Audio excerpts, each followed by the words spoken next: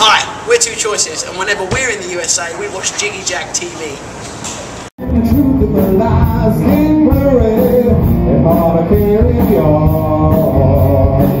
I won't have any more. I'm taking back all my joy, 'cause the sailors run the tabloid news. When the sailors all the way through, all the way through. There are better things, far better things, than I waste my time on you. There are better things, far better things, to put my heart into. There are better things, far better things, to waste my time on you. There are better things, far better things, to put my heart into.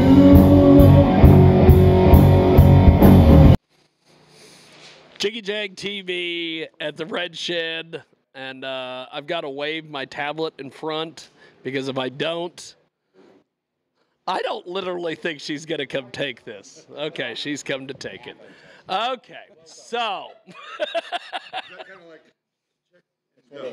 So, we are here at the Red Shed, and I have the band this evening, Michael Murrow and the Culprits. I want to know exactly who the Culprits are before we get to figuring out who Michael is. I'm mostly about one and a half of the two Culprits. Yeah, I'm the other half. He's I'm a half of two. I'm 1.5 Culprit. I'm a 0.5 of it. No, I'm 0.25. I don't know. It just makes things easier. So if there's any trouble, it's their fault. The Culprits. Yeah, we know. You know what's funny is usually, and we don't want to have him here, but the world famous Bob Hunter, I usually just blame everything on Bob. Yeah, there you go. Same concept. Same concept. Same concept. I'm in the back, just blame it on me. I probably did it. So how long have you guys been together as a group? This particular lineup, a couple of years. The band's been, I kind of started doing this about 2013. Seems like 10 years. Wow. But Steve came in 2018. It's been hard. It's been hard. It's hard work. Yeah. It's hard work, but if you can get it, it's honest. Absolutely, honest word. And then Sammy, I've known Sammy actually a long time. He came in and joined up, like I said, a couple of years ago. So this is our second time here. So. I've played with Michael on a few different projects years and years ago, and even some of his solo stuff early on, but reunited, and it feels so good. That's awesome. A year and a half. For a year. So, Colorado. I love Colorado. If I could get a radio station to hire me, I'd move to Colorado. So, tell me about the blues scene there. It's pretty good. It's really weird. When you're from somewhere, you think the scene is, it's not good or it's this. But in retrospect, when you look back, actually, it's a pretty good music scene. There's a lot of different genres.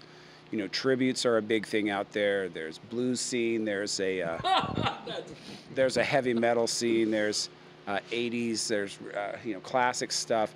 So while we're kind of a blues-based band, we're not really a blues band per se. So, like I always say, you wouldn't call Aerosmith a blues band, but you definitely would say, oh yeah, they're certainly influenced by blues, and that's what this music is. So. So you guys have a brand new music video out. Tell me about this. Yes, Around the Sun. So it's funny because it's a slower song, as Jeff put it. It's a power ballad from the 80s. I think it's more of actually kind of a 70s vibe to it personally.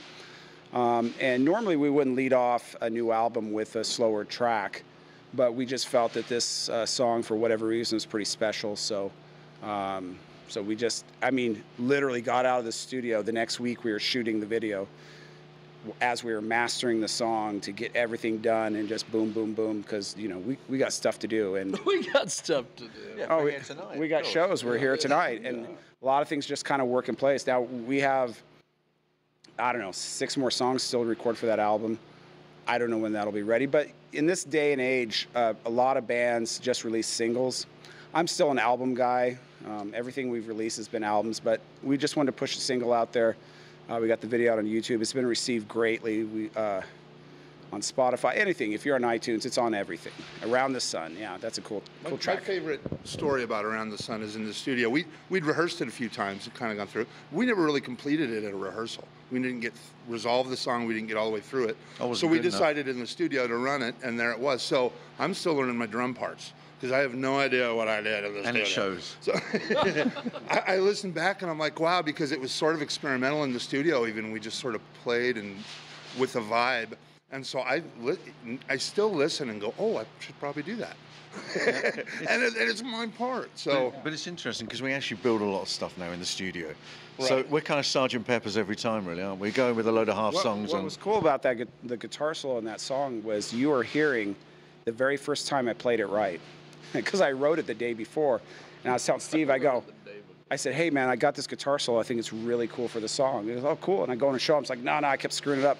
And the first time I got it right is what's on the album. So it was cool. It really came out. I mean, it was kind of like just a lot of things, kind of magic. And I think we all felt that. So it's like, yeah, we're gonna push that one out there. We're now working on Around the Daughter. It's my daughter right here.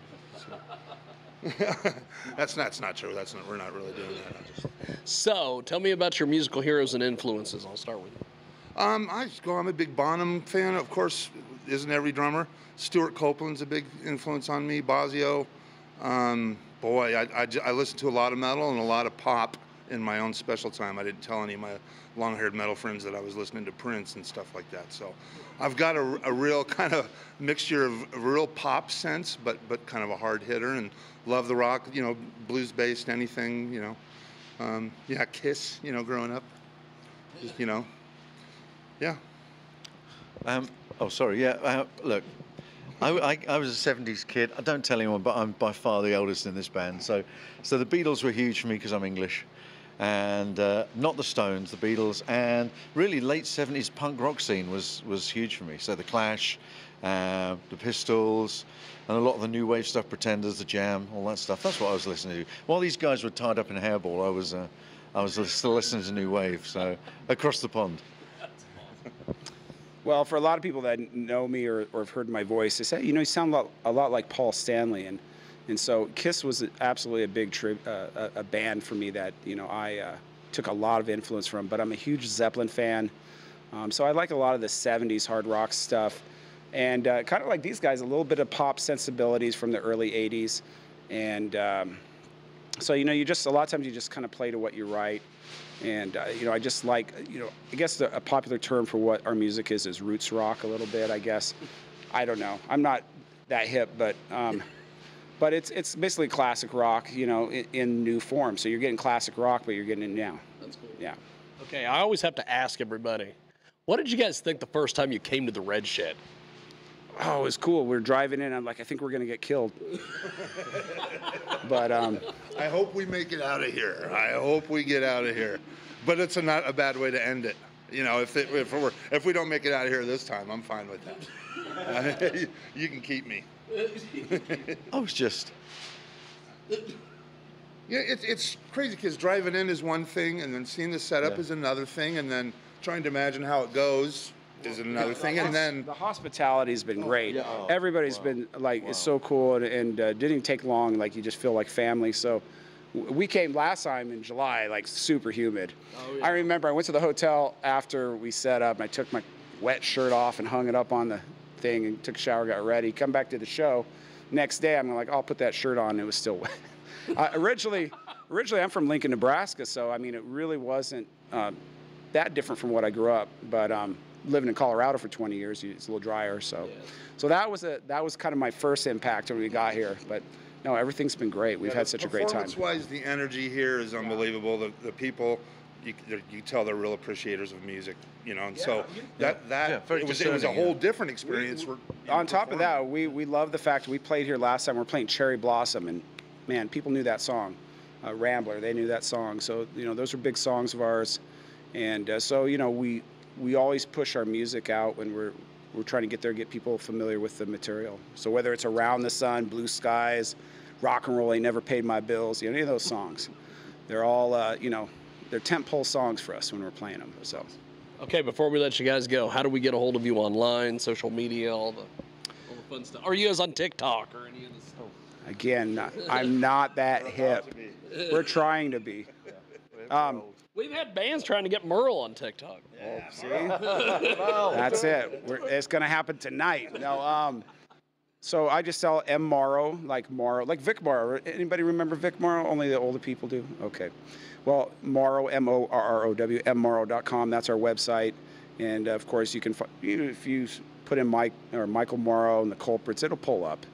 Yeah, the great thing about, the internet, it does pull up a lot of. I think we got rid of all the bad stuff, right? We had to pay those people off, but you can call us. There's still one video, but I'm working on it. But yeah, I mean, we're on everything. It doesn't matter. It's iTunes, Rhapsody. I don't even. That's Spotify. Yeah. All those things. So, we know some people. We have vinyl. That's the other thing. Like, I don't know a lot of bands that do vinyl, but we have a couple of our albums on vinyl. That's awesome. So we still do physical. Matter of fact, we did for Around the Sun, we did a CD just so we had something for people who wanted a CD single.